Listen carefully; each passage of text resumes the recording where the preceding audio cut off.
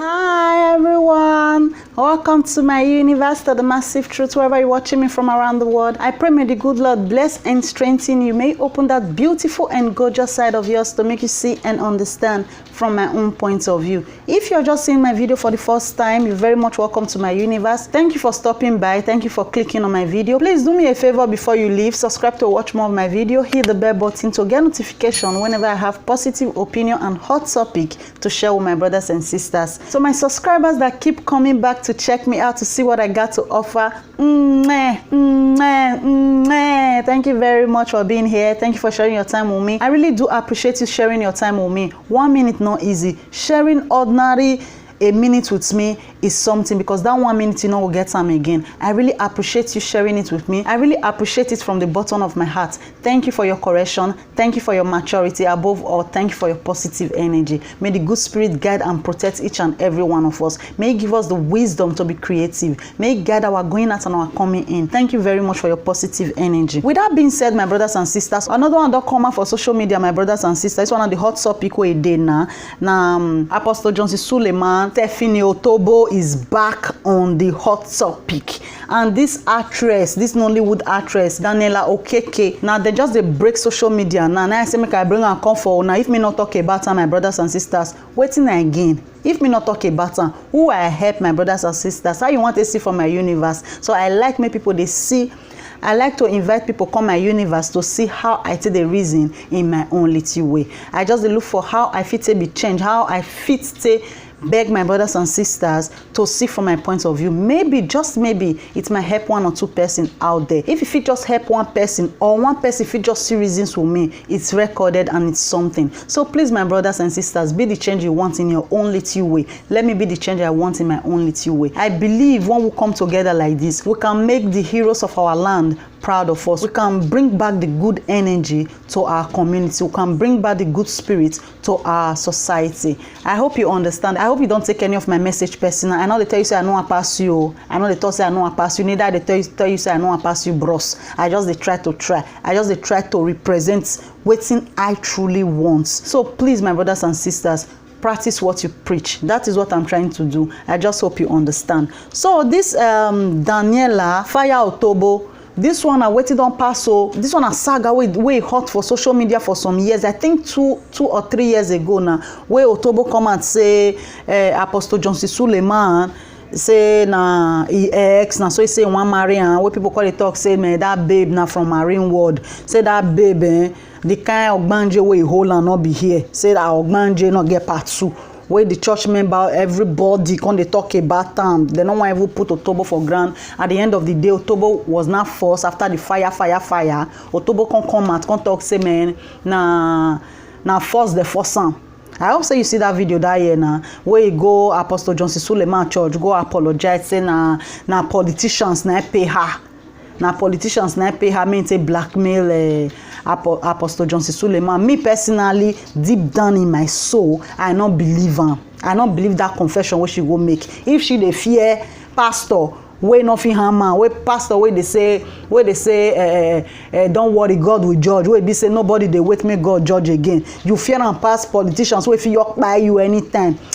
Something they way not clear for me, my brothers and sisters. With respect to all the members of Apostle Suleman, with respect to Apostle Johnson Suleman himself, me personally, this is my universe. This is how I think. This is what I believe. I believe say something not clear for there. I believe say, I believe anyhow, Sha. I know say you know what thing they talk about. I know say you not believe, because all this exposure we come there for us of God now. You go. I believe say you will believe and agree with me. Say you get waiting go on. You get waiting pass for there. You get waiting sub for that confession. You understand, my brothers and sisters? You get right to believe what you want believe. As me get right to believe what I want believe. Hope you understand. Don't take a person and say because say I put Apostle Johnson Suleman inside. Not be me na this Nollywood actress. Now I bring the matter up. Now I bring and come Okuta Pani. Now I bring and come public courts. Make all of us judge.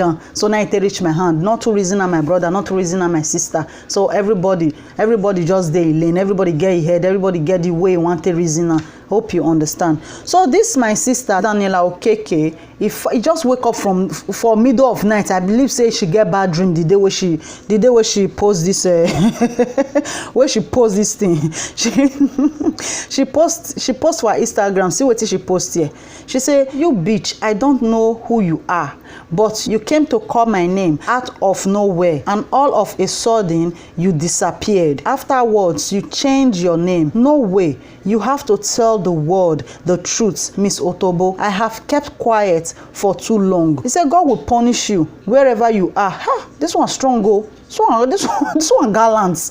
"I woke up social media like everyone else on that day when you called my name on the internet. The way you called my name, better go and uncall it." Hey, this one strong, oh. He put ... or X. Say, whoa, this one strong. ...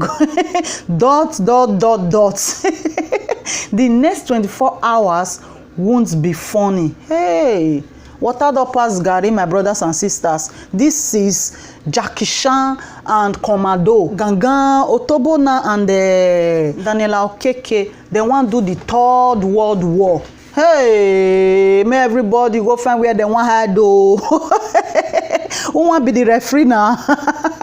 I think, say, with respect to Apostle Johnson Suleiman, now he go dey center. Go dey dodge the blow. When the blow they fly. I beg the members, make una no vex. Not be me, I don't know one or two. I just dey tell una wetin I see for social media, my brothers and sisters. So to me, I believe say this my sister just dey look for trouble. She just dey look for trouble. She just want pump her name up for social media again. You know, say nobody dey talk about them again. Nollywood not dey, money not there again. So when you do small saga, if you want your day famous now, if you want the famous, if you just open Facebook, open any social media platform, if you just open am now, you just want me you're famous in 1 second, do saga. Just do saga for social media. You go see, say, before 1 hour, your video don't get 100,000 view. Before 3 hours, your video don't reach 1 million. Now make all of them they do all this saga. Now make all of them they do all these things where they do so. Because I see no reason why she go just wake up, get bad dream. Just, I don't know that dream see Otobo. Just wake up, just begin the type, call somebody bitch. When she take do that apology, when she take come and say nah lie, say nothing like that happen, she not come out call Otobo say as you just come apologize to Apostle Johnson Suleiman, I beg clean my name inside. You waited for after a year, be 2 years before you come out, come the one draw in. After some minutes, after some seconds, she dropped the video. Trust people where they stalk people for social media now. As she just the post and there people dive on. They just copy on. Nah. And Linda Ikeji don't get some. Ah, that my sister. Your network cannot be here. She don't dive on. Our employees, they don't photo start on. They don't get on for their system. She don't drop them, but people don't get them. So I don't know what to make her drop her. Whether they call her, tell her say no, you worry. If na money you want, I go give you, because money not the hard to give these days. Just come up with something that will give you money instead of made they show people how to fish. That they give people fish. Why I talk so, my brothers and sisters, say maybe they don't bribe her. Maybe they don't quickly call her.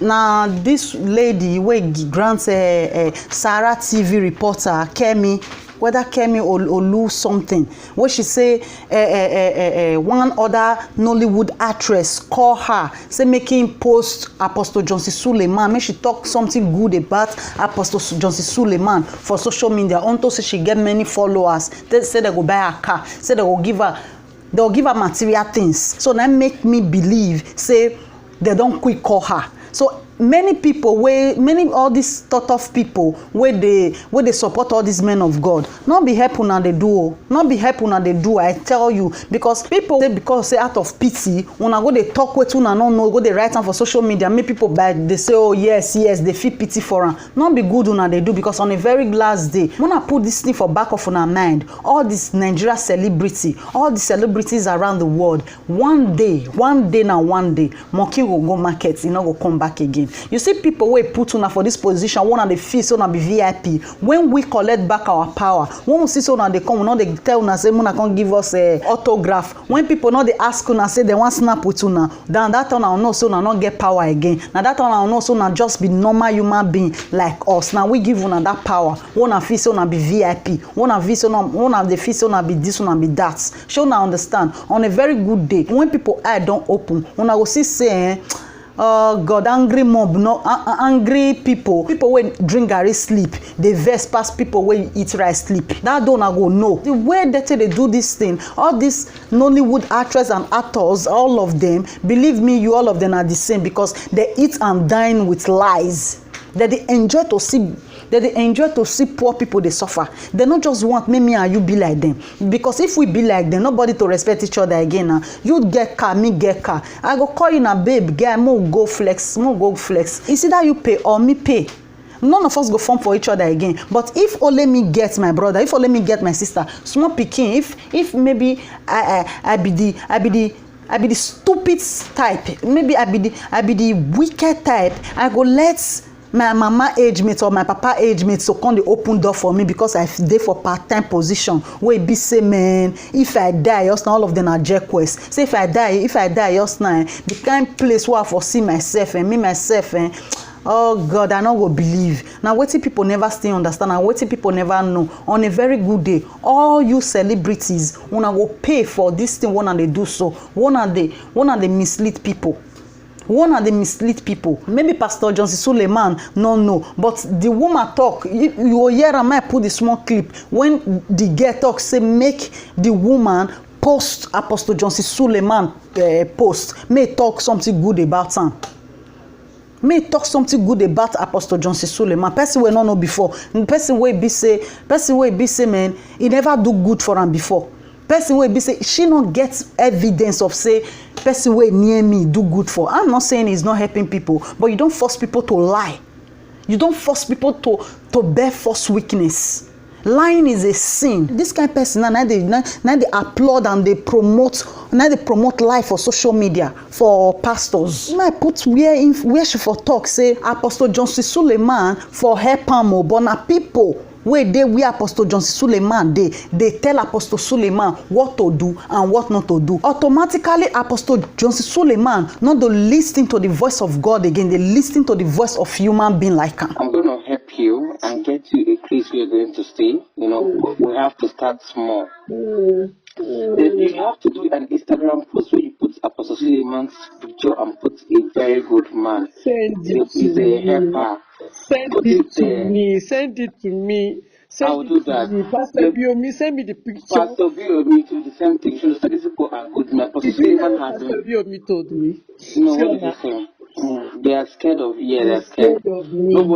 They're scared of you. They don't want to add your name to, you know. Like Apostle Suleiman, when I reached him, he said, you sent me a text. Yeah. And he responded back, are you okay? But when he put his people, he said, no, Kemi, don't go to Kemi. Papa, don't go to Kemi. He has to stay. Apostle doesn't like using his ear to hear, I have a problem. His own giving is a disease. In the whole of Africa, Nigeria is the biggest giver. Please, I want to write from my mind. Do you have a picture to give me, or you want me to take it? No, I will give you his picture you will use. Is that phone on you? What's up? Yes, no, this one was WhatsApp, yeah. Right up with her. I will give you right up you will use. Good. You know, so understand. So we'll clear up, you know, because there's a little bit confusion on social media on having his name mentioned, and people are just writing a whole lot of shit, you know, Apostle Suleiman and women, Apostle Suleiman and things, Apostle Suleiman, you understand? When it comes from me, they're gonna be stunned. They're gonna be stunned because I spoke well about Pastor Biomi. I spoke well about him. I want to go to Bible class. All expense paid. He's taking me down, but it's going to be after the inauguration. The inauguration of this May 29th, because of security reasons. They say don't travel around that time. Yes, don't travel. That's true. The Apostle Suleiman, all I know about him is a great guy. You know, everything Vivian told me, it kind of really let me look back to what people say about pastors. Pastors are stereotyped these days. They think they are affiliated with actresses, with adultery. They feel they have all these big things. When they buy a plane, they're castigated and all that. So I don't like the stereotypes, okay? I don't like the stereotypes. Many of them are philanthropists. Ibiyomi is a major philanthropist. Everything he has done in Port Harcourt, donated, help people, and that's what the church is for. So I'm ready. I've been trying to speak to Apostle Suleiman. I've been trying to, honestly. And I'm the only one that can change that good for them. So what are we not getting, my brothers and sisters? She said it in her own word. She said, Apostle Johnson Suleiman, they help in your own foundation. To they help people foundation, make people come, they like, tell you, say you be your guy, you be daddy, you be this, you be that. Not be the ultimate, oh. Not be the ultimate, my brothers and sisters. If they help people for those people to the defender. Just use this one, tell no, say they help people, make people for the defender. I not see what is stop Apostle Johnson Suleiman for him to open his own foundation in the name of the church. I not see anything where stop Apostle Johnson Suleiman to open school in the name of the church. Free, oh. I not see what is stop Apostle Johnson Suleiman to open hospital with the name of the church. I not see what is stop Apostle Johnson Suleiman. I don't see what is stopping to put solar energy for only a village. We only where a community where a quarter day for Auchi. But you they help people foundation. You they give people millions where you they give people. God bless you for that one. But do your own. Do your own. Not they give people for them to they give you glory. See what that they use your name till they do now. Maybe you don't even know. Say that they talk. Say make people write good thing for your name. Maybe you don't know. Maybe you still know. Now because of all these ones, now make me talk. Say they don't quick call this Nollywood actress to drop and say they will still give her money. They will give her car. They will give her this just for not to draw a name come social media again. Because once Otobo enter, it's not a blackmail now.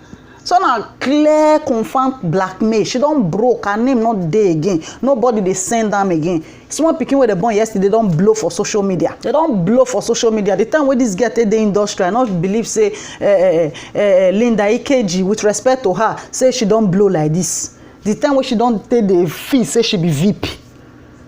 But today now she and Linda EKG don't be mates. Fear not will even let her call Lee.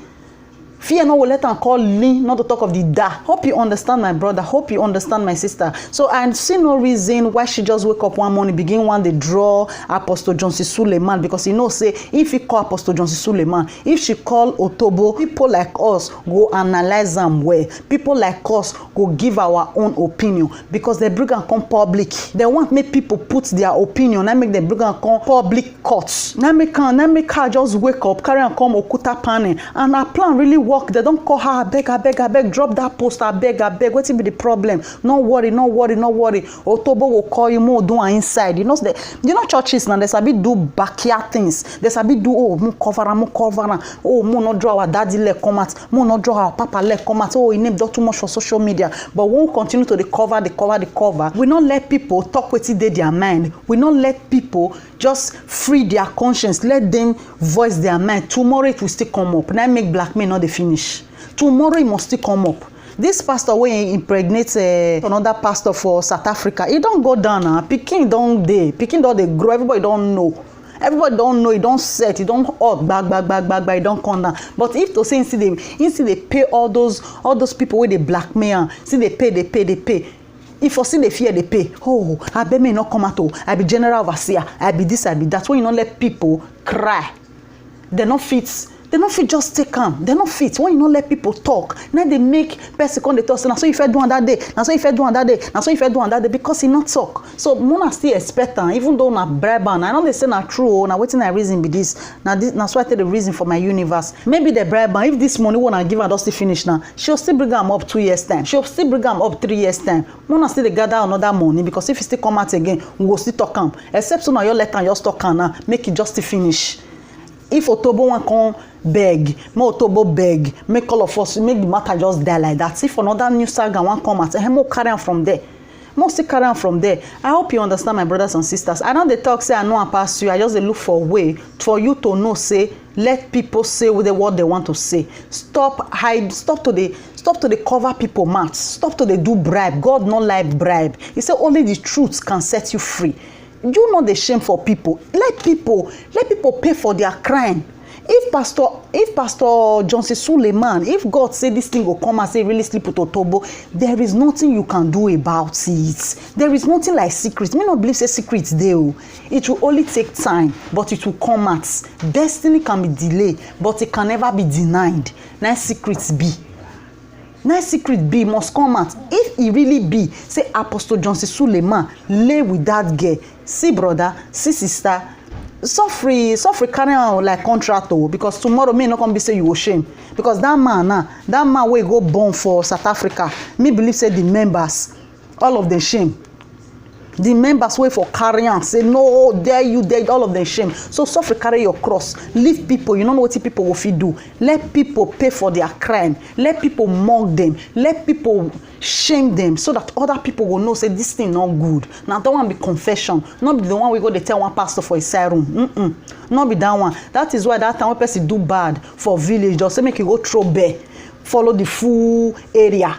May throw bear, follow the full village. Say na him do the thing o, na him do the thing o. No ya nang bear, no you know ya car, magnum car na him.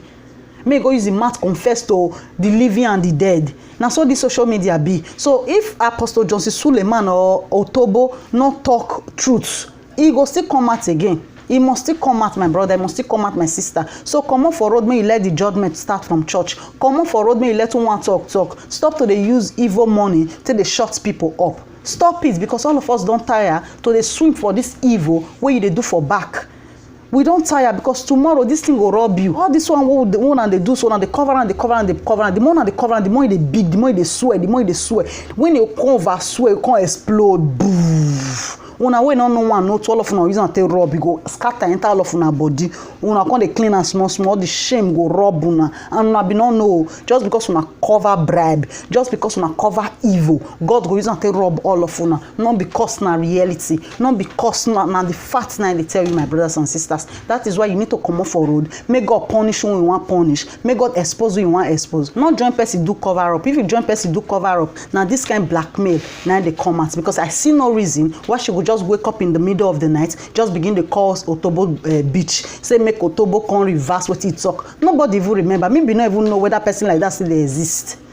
I be not know whether person like Daniela still they exist, say they Otobo talk that kind of thing. So now when she bring them up, now people can say, na true, na so she talk that time. Now Jege, she just need money. She want make the church. She know say the church they pay. The church get different blackmail. They know say the church go pay. Now maybe they chop for where they for the chop. So I hope you understand. I hope you see reasons for me. I hope you not take a personal, especially the members. Don't take it personal. Not they take something personal, my brother. Not they take something personal, my sister. Because the good spirit say the truth, and the truth now go set you free. They cover up for person, not go set you free. They cover up for person, feel they make you they enter difficulty and difficulty. You know even know what they put for difficulty. You know even know where for start. You don't know where for. And no know say now because of what you pull mats, now because of what you cover up, now God to the punish your enemy. So please understand and see from my own point of view. Not that I don't hate your pastor. Not that I don't hate Apostle Johnson Suleman. I keep saying it. If I hate anybody, whether they bleed red at all, I hate myself. I need to love everything,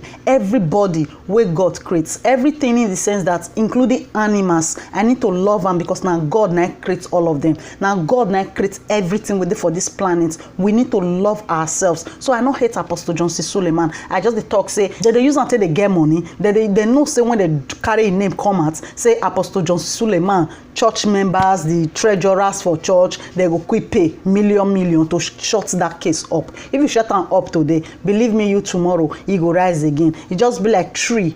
It be like tree where he die. You live on for there. You're just surprised one day. You feel say he don't die. You're just surprised by himself. Go just grow up again. You call it surprise. Say, so this tree never die. He never die. Just they wait for the right time to come out. Now so all this cover up be. So come on forward, my brothers and sisters. Not use my sin to rub your own body. Make I not use your sin to rub my body. So now that prayer, now all of us go pray. More not use our head. Take care of what you know one not to. Love you in the name of love. Love you in the name of whatever you believe. If you've not subscribed, please subscribe to watch more of my video. Hit the bell button button to get notification whenever I have positive opinion to share with my brothers and sisters. Not take this my message personal, not take any of my video personal. If this video offend you, it wasn't intentional. I just look for a way to make you see from my own point of view. I just look for a way to make you see reasons for me. I just look for a way to make you comfortable in my universe. Till I come your way next time, don't forget to give my video thumbs up. Till the next video, one love.